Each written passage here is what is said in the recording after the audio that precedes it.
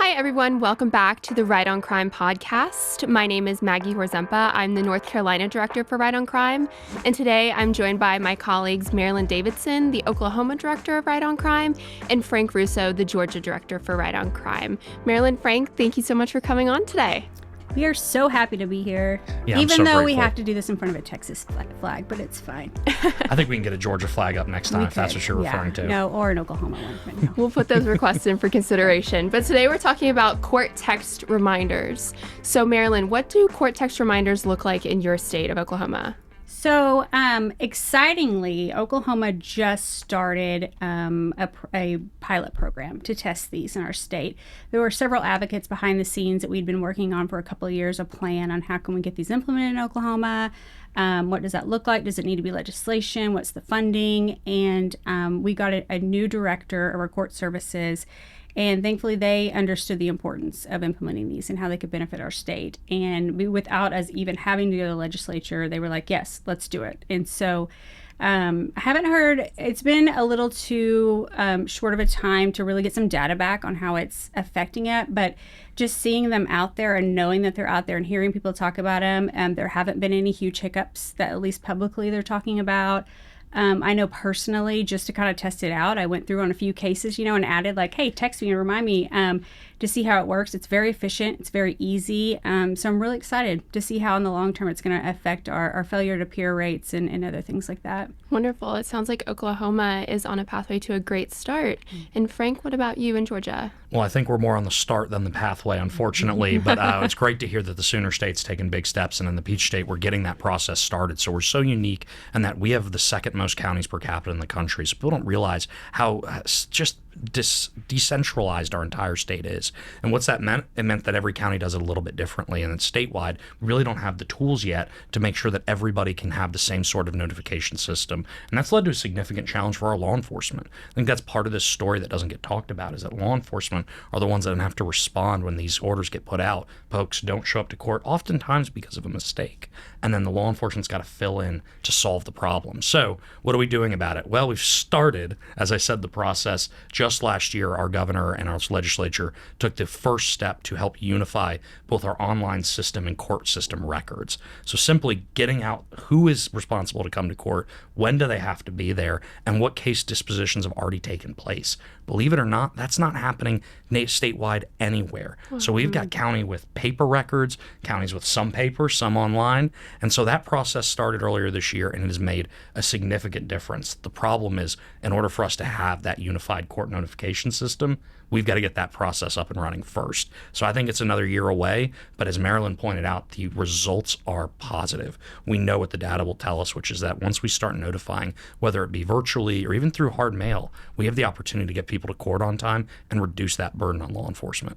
Absolutely. And for the record, Frank, how many counties are in the state of Georgia? Goodness, I should have looked beforehand, but I know we're over 100, which is more than the state of North Carolina. That is correct. Which is why you like to bring that up. I think that surprises people. We're not quite a small state, but we're not quite the biggest either. And I think what makes us so unique is that each of our counties brings a different type of court process, leaders, prosecutors, judges, and public defenders to the table. But that also means we've got to get systems in place that help people show up in the first place. And so it presents a unique challenge for us, but it's one I think we're going to solve. Absolutely. I could only imagine the magnitude of making sure all of those counties are operating by the same playbook. But Marilyn, for those who are joining us who might not know what a court text notification might look like or how somebody might go about signing up for court text notifications, can you walk us through what that might look like? Yeah, and each state kind of does it a little bit differently. When I was doing some research on how different states have set it up, it varies in cost, but as a whole, it's not, when you look at other programs, it's not too terribly expensive to set up. There are some states that there are literally volunteers that sit there and enter the data. And there was even one county I looked at that has a group of volunteers that come in and personally call each individual and remind them, which was amazing to me to think about that. But it's similar to, like, if you've ever made a doctor's appointment or a hair appointment, you make your little appointment, you give them your phone number, and then like a couple days before you get that little text, it's like, hey, don't forget you have a hair appointment in 2 days at 5:30 with Amy. It's almost exactly the same. It requires very little information in order to input into it. There are people that are kind of against it, and it's usually because they want to say, oh, it costs too much or it's too much work. And they start to say things like, well, what if you have the wrong information? And what if you don't get them notified? Or what if you notify them and they come on the wrong date?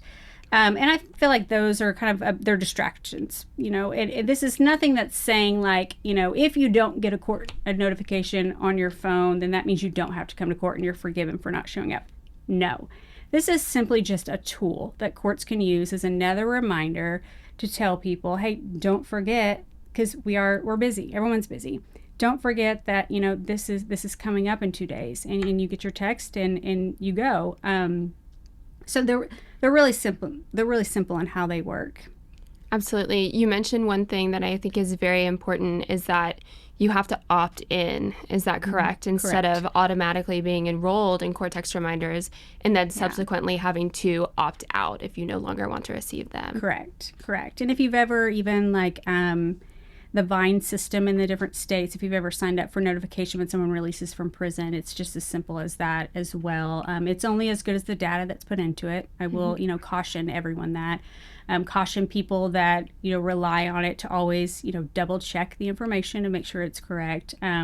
Sometimes you can get a notification for a hearing that's actually been rescheduled. It just hasn't been entered into the system yet.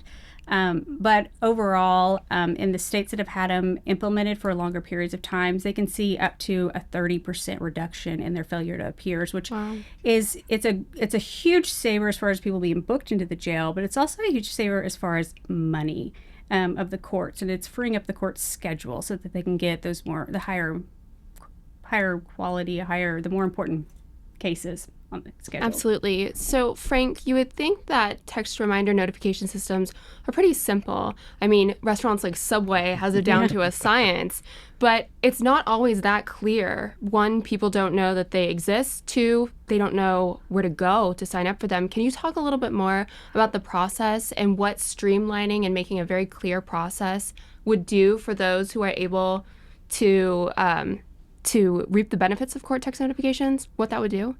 Well, absolutely. And I'll start a little bit where Marilyn left off, which is, of course, there is a fiscal note associated with this because in order to get this process up and running, the information is only good as the data that you put in. I mean, it is the truth. So that means you've got to take the time, in our case, county by county, and then obviously have a statewide system or at least a countywide system that puts this information in. And then it requires, obviously, those individuals to turn over their information. Mm-hmm. And whether it's opt-in or opt-out, I think that's part of the process that's a challenge. Obviously, a lot of booking sites will take cell phone information, email information. It's certainly will take address information, but it's different in our state, county by county, on what that information looks like. And so the question is, what do you do based on what you have? And I think the opportunities are, and I mentioned earlier, there is also hard mail. You can send mail to folks' addresses. You can do phone calls. You can do text messages. And although they all vary in the sense of cost, the savings on the back end are where it matters. And I think that's what gets lost in the fiscal conversation, but also the effectiveness conversation. Law enforcement, although they want folks to come to court and they want to make sure their communities are safe, they don't want to be the reminder system themselves. And we've put them in a terrible position where they have to go find folks who more often than not are making a mistake. And a mistake that's easily correctable. And I love the mention of Subway or your doctor's office. That has saved my wife so much stress and trouble. And that's for stuff that we think is easy to remember, and it isn't. So you have to imagine that for these court challenges and sometimes these cases that are booked months out, or if they change or something happens in your community, how do you know? You have to be able to go online and find out, or have an attorney. We take for granted that not everybody has those resources at their disposal. And so we want to create a system that makes it easier by making sure we notify these folks, but also one that makes it easier on law enforcement, makes it easier on the courts themselves. I think it's a win for everybody. And the fiscal note, like you said, it's really not as high as people think. Absolutely. Well, yeah, and the court system as a whole is extremely intimidating. Unless you're an attorney and you're navigating it all the time, or you work in the policy area like we do, it's extremely confusing and intimidating. I get calls all the time of people asking me questions about where do I find this? What does this mean? And I'm not even an attorney. And so, when you hear a lot of like personal responsibility, these are adults. They need to learn how to manage their schedule. Well, we're also typically not talking about adults who have been taught the skills that they probably need to keep their daily life organized in the same way that you and I do. they live very chaotic lives. They might, not have a permanent residence where they sleep at night. They have children, they have multiple jobs, or they have other court cases that are also going on at the same time.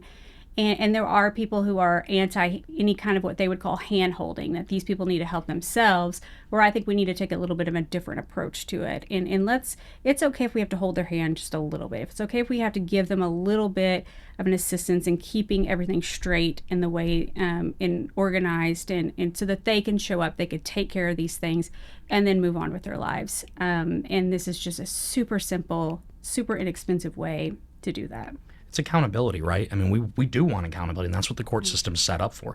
Accountability shouldn't come on the front end of adding additional challenge to someone's life and not giving them the tools for success. I am an attorney, and it is a confusing process when I go from one county to another. I've made that reference a lot. It's when you go one state to another. You don't know the retrospect of what a court is asking for or looking for. So if it's just a simple opportunity to make sure someone shows up on time and that they don't have to have the additional challenges in their lives, nor the additional challenges for the sheriff who may have to come find them, for the court itself was to file paperwork based on this. We're talking about helping and making sure that not only are we holding these individuals accountable, but we're holding the system accountable to do the right thing and make it so that everybody improves in this process. Rehabilitation should always be the goal. What's positive in rehabilitation if we're forcing people to miss court date, or we're causing people to miss court dates because we don't refuse to do a simple measure like this that makes a difference? You talked about the sheriffs, and that's a really good point, because we talked about public safety. Anytime a sheriff or a police officer has to go out in the community for any reason, it is a risk to their life. We had an individual in Oklahoma. They were a probation and parole officer. They were visiting a home on one of their clients because they hadn't heard from them. They hadn't checked in. So all they were doing was visiting the home just to see where they were. Another individual who wasn't even the guy he was looking for was in the house, saw him approaching, saw he had a gun on his hip, and got scared that he was coming to arrest him and shot and killed him.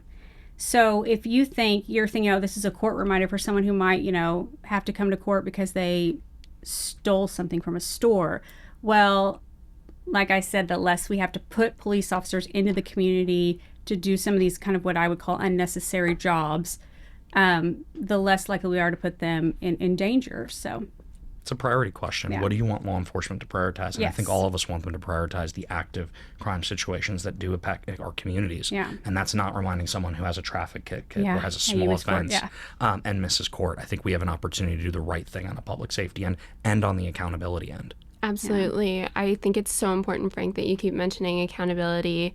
How can we even begin to establish a cycle of accountability when we're not giving individuals every tool possible and every opportunity possible to be able to show up to court and begin to take responsibility and accountability? Yeah, it's a tool in the toolbox. I just try to reframe a lot of these efforts around, we want to create the tools in our criminal justice system that lead people to the successful rehabilitation. For the folks who won't or won't have the opportunity to, we can then prioritize those resources for them. Someone's actively avoiding court, that is where the sheriffs can play an important role, make a difference. But we know from these cases that these are individuals who simply made a mistake and we're trying to have to correct on the back end. And it creates collateral consequences for the community and public safety that people don't realize on a day-to-day basis. Yep. Absolutely. So you mentioned North Carolina, I guess, being larger per capita in counties than Georgia, right?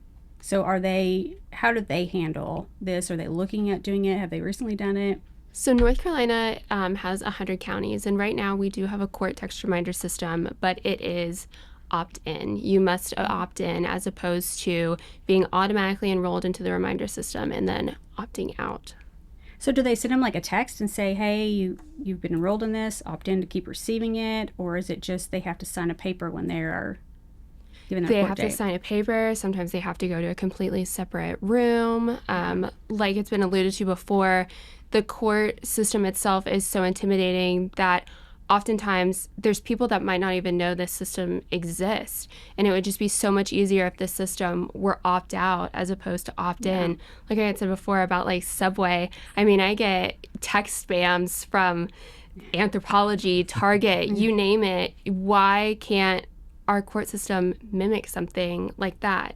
Give every individual every opportunity possible to get to court, to have their time in front of a judge and to say, this is what happened, this is how accountability needs to be taken, and have a path to move forward. And then also, too, not showing up for court, as we know, has so many negative reverberations, failure to appear charges, and then all of a sudden you don't have your driver's license, and that makes things even more difficult. Right. And I was wondering in North Carolina, and those folks who have been able to opt in or have taken the opportunity, I would assume the outcomes are better, if that's not mistaken. Absolutely. And we see that across the country, too, that opt-in is offering court text reminder systems is so much better than not, and making it as clear, as simple as possible to sign up is the best bet forward. Like you said, it does not cost a lot. Mm-hmm. We've been running what we call amnesty days in Oklahoma County, and it's for people that are behind. Maybe they've missed a court date, where they do it outside the courthouse, and you get to come in, and there are people there that can help you, and you basically check in and say, yep, I didn't show up, here's why. They forgive you, and they give you a new court date. Those are costing about $30,000 a day to put on. Wow. And it's mostly volunteer ran too. And I just think you could probably out of 4 of those fund the system for the entire state of Oklahoma, and probably reduce those to the point that you don't even need to have those anymore. Right. And you talked about the collateral consequences. I think folks don't realize the driver's license is a big piece of it, additional charges, additional court costs. But those don't even make up the additional court time that you're going to be spending back in there. So I think one of the misnomers as well, when they have to come back, the court costs just pile up. One, like you said, a lot of these folks are not in a position where they can pay right away. So you're not immediately recouping, if ever, those costs.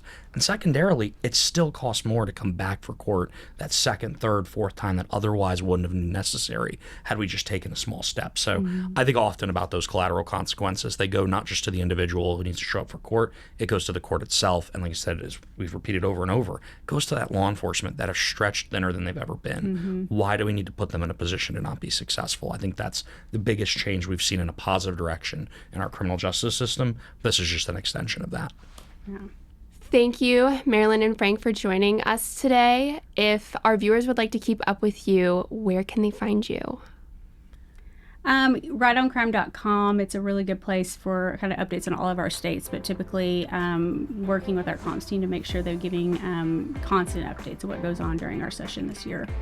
And I'll add the social media element, obviously Twitter, Facebook, Instagram, I think even TikTok now. I'm really excited about what we're going to do in Georgia, but also what we're doing across the country. Right on Crime is making a significant impact, and it's a really exciting time to follow us. So make sure you get a hold of our team. Wonderful. Thank you both so much, and thank you for your amazing work in your states. And thank you to our viewers for joining another episode of the Right on Crime podcast. Please go to rightoncrime.com and check out what we're doing across the country. We have amazing research, helpful one-pagers, and lots more to come this year. Thank you for joining.